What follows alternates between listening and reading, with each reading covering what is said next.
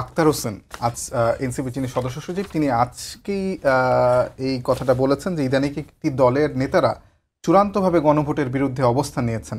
তারা আগেও গণভোটের বিরুদ্ধে ক্যাম্পেইন করে জনগণের বিরুদ্ধে অবস্থান নিয়েছিল। এটি আসলে বিএনপির দিকে ইঙ্গিত করছেন, সেটি বোঝা যায় তার পরের যে লাইনটা তিনি বলেছেন সেটা হলো যে জুলাই সনদের ব্যাপারে অনেক দল ধোঁয়াশা তৈরি করেছে এবং কিছু রাজনৈতিক দল গণভোটের আড়ালে কৃষকের অধিকারকে গৌণ করে তুলছে। তিনি হয়তো মুখ্য বলতে চেয়েছিলেন, ফলে এটা বোঝা যাচ্ছে যে তিনি বিএনপির দিকে আসলে ইঙ্গিত করেছেন। ওই যে মুখ্যকে গৌণ বলে আসলে তার বক্তব্যটাকেই সে গৌণ করে ফেলেছে। এনসিপির সঙ্গে বিএনপির যে আন্ডারস্ট্যান্ডিংয়ের যে প্রক্রিয়া চলছিল সেটা হয়তো এখনও কোনো ডেফিনিটিভ শেপ পায়নি। শেপ পেলে হয়তো ওই মানে মুখ্য গৌণর এই সমস্যাটা তাদের হতো না।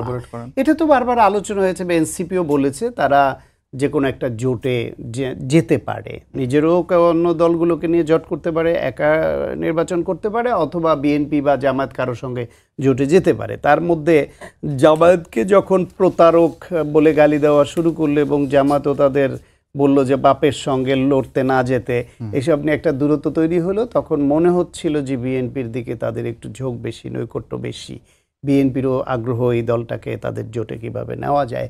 সেখানে সিটের সংখ্যা কতটা ছাড় দেবে সেই প্রশ্নে বিএনপি যেহেতু বড় দল তারা বিবেচনা করে, বা জামায়াতকেই বিবেচনা করতে হবে। ধরেন আমি টক শোতে কথা বলি, আমি কলাম লিখি, সব করি, তো বহু বছর ধরে ফ্যাসিবাদের বিরুদ্ধে বলছি, মানুষের একটা হয়তো সহানুভূতি বা ভালোবাসা আমার কাছে আমার প্রতি তৈরি হয়েছে।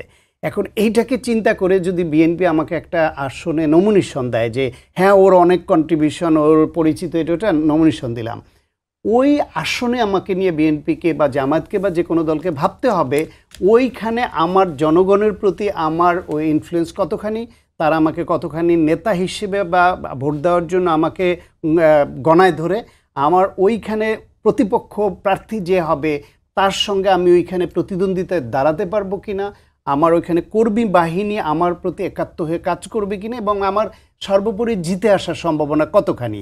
এমপি নির্বাচনে, সংসদ নির্বাচনে আপনি শুধু ভদ্র সজ্জন এটাই শুধু তো প্রার্থী হওয়ার ক্রাইটেরিয়া হতে পারে না, আপনার জিতে আসার যোগ্যতার প্রশ্ন। সেইখানে এনসিপির এই অনেক নেতারাই হাতে গোনা 2-4 জন ছাড়া বেশিরভাগই তো আপনার এই টক শো এবং ঢাকা কেন্দ্রিক এই কথাবার্তা বলার কারণে তাদের কয়েকজনের নাম আমরা জানি।